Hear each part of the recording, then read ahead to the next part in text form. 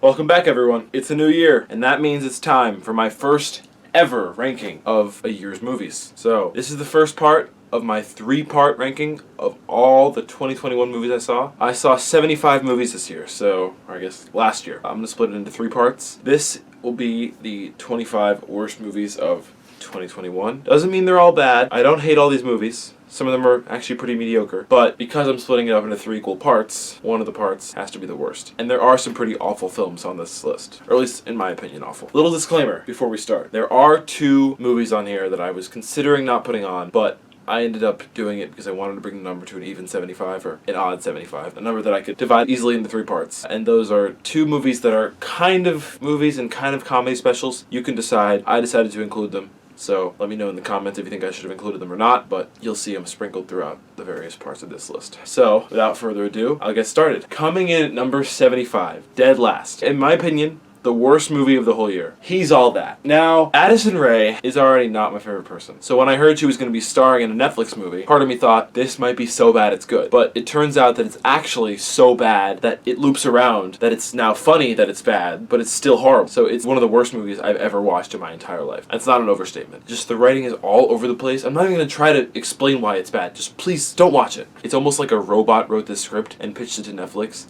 And because Addison Rae was in the movie, they loved it so much because it was going to make them money, which I'm sure it did. Number 74, one of the more controversial takes on this list, I'm sure, for many. That'll be Titan. This movie, I went in knowing very little. I knew the basic premise, and I thought, wow, that's weird. Like, what's it going to look like? And I think part of me just thought, or all of me just thought, there are some lines that movies should never cross. Like, I'm fine with grotesque body horror and, sexual undertones in any way, but this is just too much. Like, this is not enjoyable in the least, in my opinion. Honestly, I was on the verge of throwing up several times. Like, it was just that disgusting. Like, if you want to be just the most disgusted you've ever been in your life, watch it. Like, it's an experience, that's for sure. But for me, it was more of a bad one than a good one. I understand that many people are big fans of this movie, of this director. I can respect that. I understand it, cinematography was great, the acting was great, but on a story level, I just can't get behind it. Sorry. That brings us to number 73. Tom and Jerry. Now, a Tom and Jerry movie that is not this, and is focusing on the 2 title characters, would, I'm sure, be very enjoyable and very fun. The problem is that this movie decides to cram in numerous humans as the main characters, and therefore overcrowds the plot with useless arcs, such as the main character played by Chloe Grace Moretz is just trying to fake her way into getting a job the whole time. I don't care about that. This is a Tom and Jerry movie. Just show us Tom and Jerry. There are a few little fights that you'd see in the show, but it is live action, so it takes away from the magic a little bit. And when you have these animated animals interacting with the live action humans, it's kind of a fun dynamic. But because the humans are so dull and uninteresting, it just makes you want the whole movie to be animated. So if they do this again, if they try to do another Tom and Jerry movie, just stick to the old school way of doing it. Coming up next, number 72, Netflix's most watched opening day of all time, Red Notice.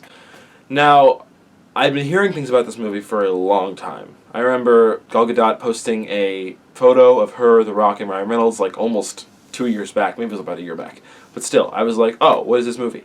I am a fan of Ryan Reynolds. I'm a fan of Wonder Woman. The Rock, I enjoy, even though he plays the exact same character in every single movie. But that turns out to be the problem here. When there are 3 actors who are known for playing the exact same kind of character, and I mean the exact, they have no range, in every movie, their own movies are fine. They're enjoyable. Them interacting with actors who actually do have range and written by screenwriters who actually care and know what they're doing, that's all fine. Those 3 actors have got something going for each of them, and I'm totally behind that. But when you put them all together in a movie, it just feels so boring and lifeless that I was struggling to get through it at times. Almost to the top 70, but before we get there, another one that I seriously hated. Number 71, Dear Evan Hansen. Now, this is one of the greatest Broadway shows that I've seen ever. It was really a great experience seeing it. The cast was amazing. It was just a great show. But great Broadway show doesn't always mean great movie. This has been proven time and time again. And this one, they really just dropped the ball in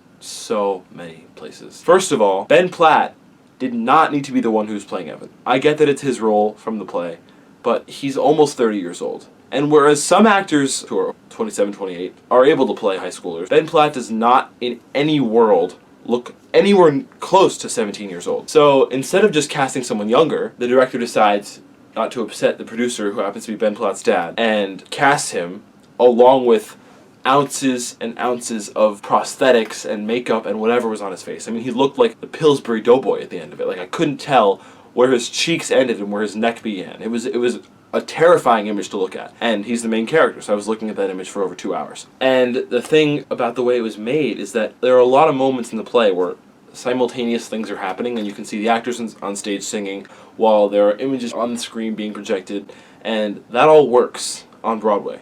But when you have one frame at a time to deal with in a movie, you have to choose. And so the creators of this movie chose instead, during one of the best songs of the show, instead of showing the actors actually singing and telling the story, it was just a compilation of the video being shared on YouTube and being liked and people subscribing.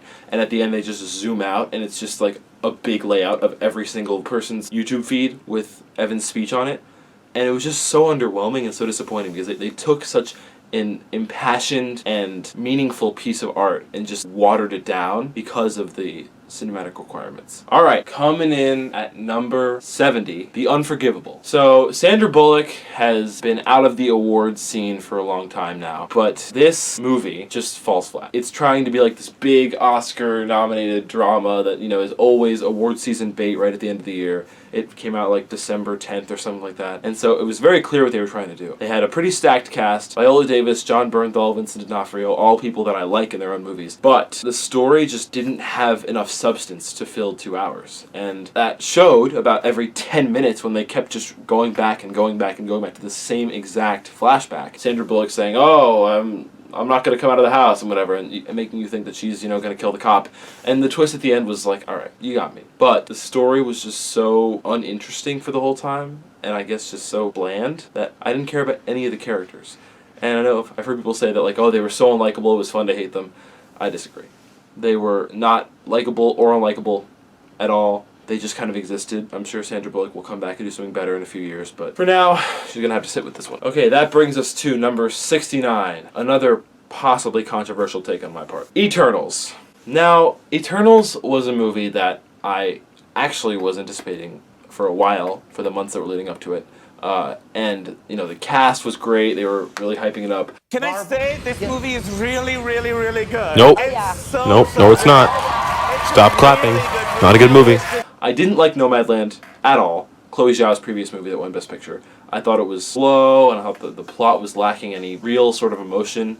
I thought they were kind of blurring the line between documentary and feature, and I thought it was just kind of lazy writing. But I liked the visuals. So that had something going for it, because Marvel is known for its good visuals. So when I heard Chloe Zhao was helming this, I was like, okay, there will be some good shots in this. And there were. The cinematography was admittedly very good, but that's about all that was good, because they launch you into this totally new side of the MCU and expect you to just, like that, adjust to the 10 new characters they're introducing. I don't think that there has been a Marvel movie to this point that has introduced more than 5 new characters, because in the past they've taken time to build up each character's storyline, and I get that they can't do that with these because their pasts are intrinsically tied to each other, but then make it a show. They already had so many shows planned, I don't get why it wasn't a show. They could never have fit the storyline they were trying to tell in this movie in 2.5 hours. They just couldn't. The conflict and the characters just absolutely don't work, because you see these characters in the present day, then we flash back to them when they were younger. Then one or two might die in the present, and then you're like, oh, I wonder who that was. No development at all. We move on. More flashbacks, filling in the gaps. It's like, oh, okay, I get it. Then significant things happen to characters in the past. That's supposed to be like an uh-oh moment, like, oh my goodness, what's going to happen next? But we haven't even met these characters in the present time. It takes about, I want to say almost 2 hours for you to actually have seen all of the Eternals in the modern day. Might be a little less, but still, it's an extraordinary amount of time. The third act is also presented in a way that was kind of trying to use the utilitarian conflict by saying that if we destroy this planet, they'll create more planets, and it'll be more life in the universe. So it's kind of like a galactic scale trolley problem. But when you actually think about it, the Celestials apparently continue to use planets as ways for them to grow. So what would happen is the Celestial would destroy Earth, go and create more planets, but then once again use those planets to grow and create more planets. So there's destruction either way. So if you nip it in the bud and just don't destroy Earth and stop the Celestial in the first place, that actually causes far less destruction and saves many more lives than the other way would. That brings us to number 68, the first of the 2 comedy specials that I included here, Death to 2021. Now, Death to 2020 last year was kind of an enjoyable thing. I mean, it was just recapping the year. But this year, because 2021 felt so much longer and so much more tedious than 2020, it was hard to sit through at times because we went through all these things. Like, these people in the movie could be real people. It's not that big of a stretch. I mean, there are people out there like this. And I get that it's comedian, so it's supposed to be like a satire of it, but it's just too close to home. We all just went through a really hard year. The whole world did. So when, before it's even over, you just try to make a joke out of it, I just don't get it. There's another movie much higher up on this list that is a fictionalized version of recent events that I enjoyed much more. When I get to that movie in a different section of this list, you will see why I like it. But as far as Death to 2021 goes, did not do it for me. Alright, that brings us to number 67, Fear Street Part 1, 1994. Now, the Fear Street trilogy is something that I don't think should have been a trilogy in the first place. I think it would have been good as a show, it would have been good as a longer series of movies, but I think as a trilogy of movies released within a month, it just didn't work. And the first part especially, because it just felt like a shameless remake of every sort of horror movie that's come out in the past 10 years with no original storylines, no original characters. It's just the same old possession thing, high school setting, 80s, 90s, you know, things covered in neon, there's the outcasts and whatever. I'm just so tired of that by now that I just really couldn't enjoy this first movie. It had its fun moments, had its fun kills, it was nice and gory, but it felt like it was written for children. Yet it had the violence of what would be an adult horror movie. Number 66, Till Death, Megan Fox's new Netflix thriller that I know a lot of people liked. People have said, oh, it's Megan Fox's chance to finally prove she's a good actress. Wow, she was so amazing. Look at that great performance. In my opinion, she was just the exact same as she always is. Every time she delivered dialogue, it felt so stilted and so forced that I wanted to turn it off. Like, I'm glad she didn't have many lines, and it was just mostly her doing things. Because if she had had many more scenes with dialogue, I would not have finished the movie. The way that she conveys her emotions, or doesn't convey her emotions in movies, just bugs me. And I turn this on thinking, oh, she'll have a chance to actually show if she has some acting chops or not. But no, the answer is no. Number 65, we've got Vivo, a Netflix animated movie that it took me a little while to get around to watching it. It wasn't terrible. The main problem I had with it was that the main human character is just so insufferably annoying. I couldn't even watch her after a certain point. Like, it was just her song. And the monkey, I actually didn't find that annoying. I often find Lynn's voice to be kind of grating and just not amazing, but he was good. He brought a lot of emotion to the character. I think the first 15 minutes of this movie, if it had continued on a tone like that, in a storyline like that, I think it would have been very good. But then they had to bring in a child character, which has proven many times to not work. Kids don't always like watching kids. It's just a fact of entertainment. Like, they don't. So stop doing it. Another mediocre animated movie. Not terrible. I wouldn't hate watching it again, but also wouldn't choose to. Number 64, Fear Street Part 3, 1666. Now, this one has the same issues as the first one in the second half. Feels repetitive, feels uninteresting, feels like the characters have no motivation to do anything, the writing is poor, it's just an all-around generic horror movie. The first half, or I guess first two-thirds, which are set in the past, take you out of the movie. Because the actors who were playing different characters in the first two movies are now, in this time period we've been hearing about the entire time, playing the characters that they have been discovering about. So it just felt like it was a lazy attempt to tell a story without casting a whole other set of actors, which I can understand, but also don't respect at all. Because if you're making a movie and trying to tell a story, do it the best possible way, because I found myself getting confused with the relationships because they had very similar ties to each other in both time periods, and I just felt like they could have made it a lot clearer if they had just had the main character have a vision of what happened instead of becoming the person in that vision. Number 63 is going to be Lamb. This movie is weird. It's very weird. Weirder than I thought it would be. I thought it would be kind of a nice, warm, uplifting movie about this couple trying to raise a lamb baby hybrid, which it partially was for about 10 minutes. But then it just turns into this weird psycho horror drama with all these twists that just feel so forced, and it culminates in this big brown lamb monster coming from the forest and shooting one of the main characters, and it's just like, it felt so unearned because they had not set that up at all. I mean, there are little allusions to it throughout the movie, but it just didn't grip me. Okay, back to the action thrillers. Number 62 is Gunpowder Milkshake. Now, there were a few key flaws. I couldn't tell in many of the scenes when things were taking place. Like, I thought at the beginning of the movie that it was dystopian. I was thinking, oh, this color palette is showing that this is not in our current time, some future where everyone carries guns around and leaves them in the front of businesses. But I think it was just trying to accentuate the mafia presence or the crime presence in the different locations. Like, it felt really disjointed to me. There was no subtext whatsoever. Like, the subtext was missing. It just kind of like throws you in to this story with these characters you don't know. And her emotional journey, Karen Gillan, played that really well. She's a good actor. I liked her a lot in this. But there was just too much going on and too little exposition to make it truly interesting. Alright, number 61. That is going to be Sing 2, the sequel to the movie that I actually kind of enjoyed, the first Sing. This one just somehow, even though it had a runtime of almost 2 hours, failed to continue the character arcs of any of the characters. Like, it didn't feel like any of the characters from the first movie were even a presence. They have, some sort of plot, each of them, there's different obstacles they have to overcome, but the first movie was just so character-based, and because they each had their own intros, and you could see their family lives, and see the obstacles that were pushing them toward coming together in this competition. That was just all not there in this movie. It feels very shallow of them to do that, because there's so much that they could have done with the rich mythology. I'm not trying to sound too analytical about this Illumination cartoon, but I don't know. There was just a lot lacking. So if they make a Sing 3, I hope that they go back to their roots and understand what made the first one good. Bringing us into the top 60 is a movie that many people would put much higher on this list. I, however, am not one of those people. That movie is The Power of the Dog. So low, I know, I'm so sorry. Look, Benedict Cumberbatch is great in this movie. The score is great.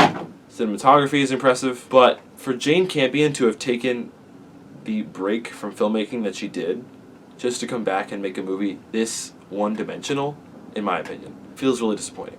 I had heard so many great things about Jane Campion's direction. I still haven't seen another movie by her. I was going to watch them after I watched this, but then I watched this and didn't like it. So, do I feel compelled to watch her other movies? No. But yeah, it didn't do it for me. It felt like the whole movie until the last 10 minutes was the first act of a very epic and great in scale movie.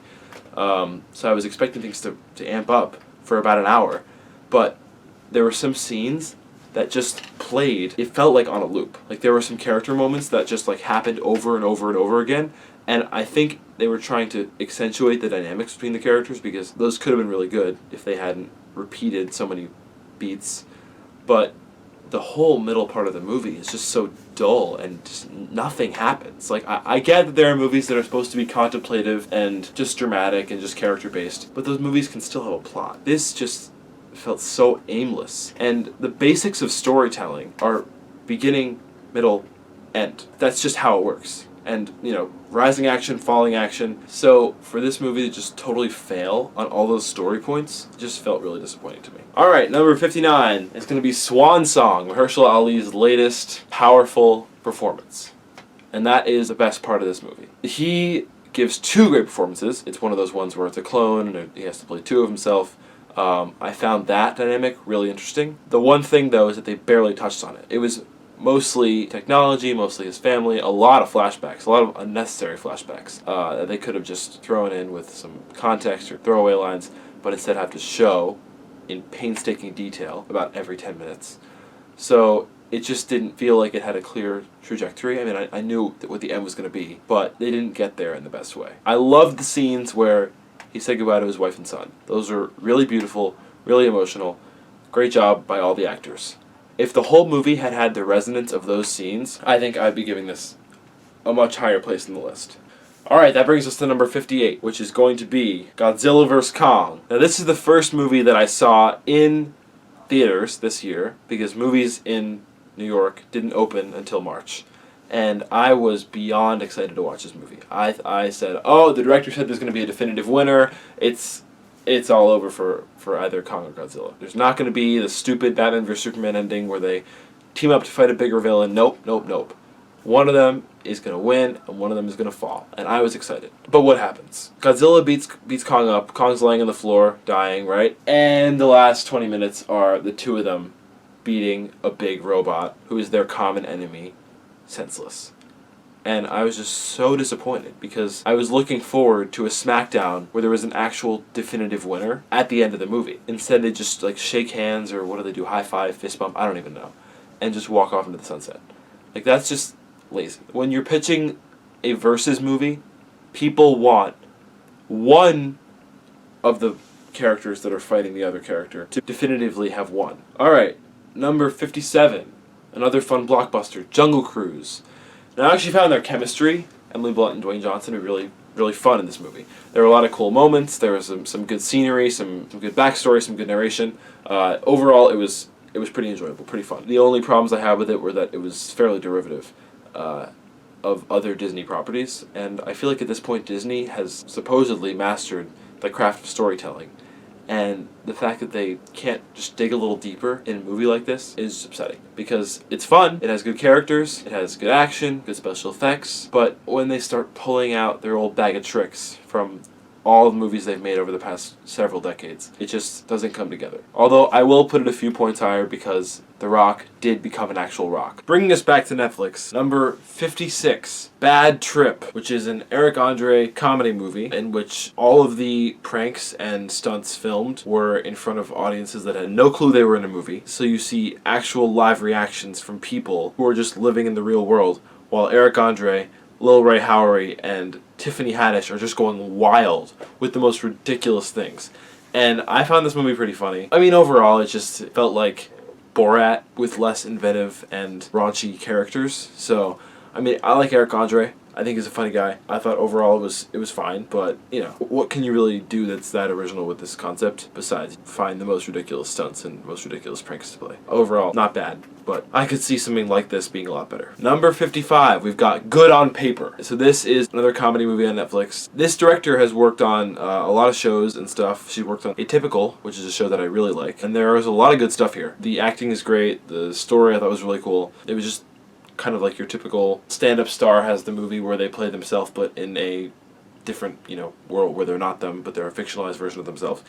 So as far as that goes, I thought it was pretty solid. You know, I've seen this kind of story definitely a few times where like the person dates the other person and then they turn out to be fake. It's just like it's a trope that's been in movies for a while now. So I thought this one did a creative twist on it.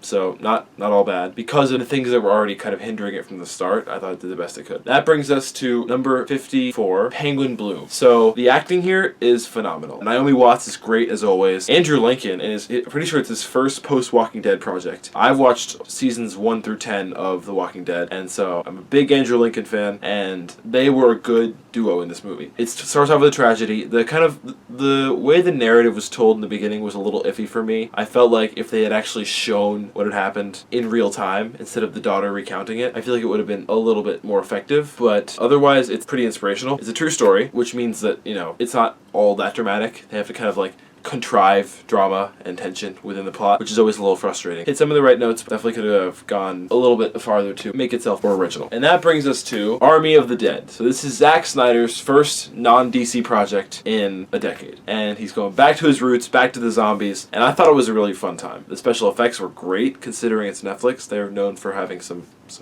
wonky special effects sometimes, but I think Snyder's production design and the way that he was able to bring the universe together, that was super cool. So I had some problems with the way that the camera kept going out of focus for no reason. Like half the movie felt like it was adjusting focus. I don't know if it was a creative choice, but I was not a fan of that. Just the focus the camera. I want to see what's in the shot. It was weird. It was like whip panning around, and yeah, the camera movement, cinematography could have improved, but otherwise, on a technical level, I thought it was as good as it could be. However, the characterization was little to none. It felt like the point of the movie was to get to the zombies. Because there's so much of that, the characters suffer. Dave Bautista was fine. He's kind of on this quest right now to like prove that he's some fantastic thespian, and I don't see that really panning out for him. It's very clear that he went to the writers and was like, add some character development here. And so there's like a little spurt where he's talking about his past, and then it's back to him just like, "Arr, arr, So things like that just make it a little bit tonally inconsistent. Alright, number 52, Wish Dragon, which is kind of a spin on Aladdin, but not really. It's original. I thought that it actually, with what it had, it did pretty well. Of course it wasn't great. It's still on the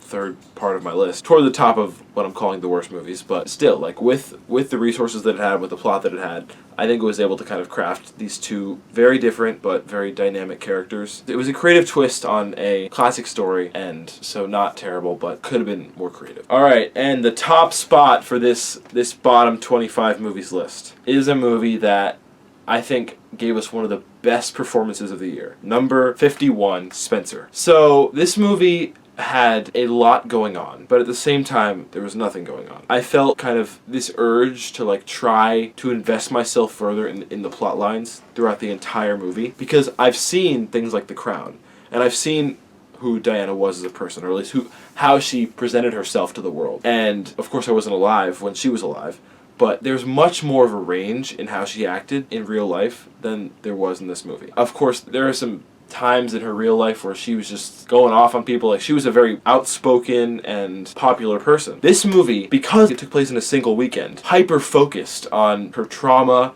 and it didn't show all sides to her person. And kind of the icing on the cake as far as that goes was when it started drawing direct comparisons to Anne Boleyn, who was executed by the Royal Guard because Henry VIII started a rumor that she was having an affair with her brother. Drawing a comparison to somebody who had good moments and had children that she loved, it just feels a little bit much. I feel like this movie took itself way too seriously, but at the same time, Kristen Stewart was great. Thanks for watching, everyone. I hope you enjoyed. Remember, this is just the bottom 25, so we've still got 25 better movies and 25 really, really good movies to go over. I hope you guys stick around for the next two parts.